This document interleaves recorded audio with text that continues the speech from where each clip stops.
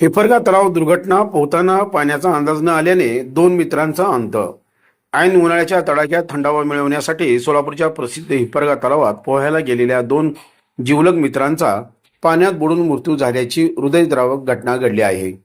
सोमवारी सायंकाळी ही घटना उघडकीस आली असून यामुळे शहरात आणि मृतांच्या राहत्या परिसरात मोठी हळहळ व्यक्त होत आहे। शेळगी परिसरातील जोशी गल्ली येथे राहणारा भारत शिवशंकर सुरवसे वय 28 आणि त्याचा मित्र गिरीश हे दोघे सोमवारी दुपारी 3 वाजेच्या सुमारास फिरण्यासाठी हिप्परगा तलाव परिसरात गेले होते। दुपारी उन्हाचा तडाखा वाढल्याने दोघांनाही पाण्यात पोहण्याचा मोह झाला। त्यांनी तलावाच्या काठी आपले कपडे काढले आणि उत्साहाने पाण्यात उडी मारली। मात्र पाण्याचा अंदाज न आल्यामुळे पोहताना दोघांचीही दमछाक झाली आणि ते खोल पाण्यात बुडाले। घटनेची माहिती आणि शोध मोहीम दोन्ही तरुण घरी न परतल्याने आणि त्यांचे कपडे तलावाकाठीच असल्याचे दिसून आल्याने सायंकाळी 5 वाजेच्या सुमारास ही बाब नातेवाईकांच्या निदर्शनास आली। घटनेची माहिती मिळताच नातेवाईक आणि मित्रांनी तलावाकडे धाव घेतली।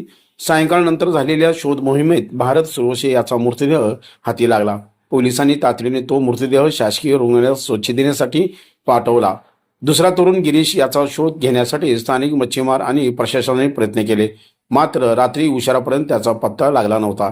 या घटनेची अधिकृत नोंद सोलापूरमधील सिव्हिल पोलीस चौकीत करण्यात आली आहे। भर उन्हात तलावात पोहायला जाणे कसे जीवावर बेतू शकते याचे हे धक्कादायक उदाहरण समोर आले आहे।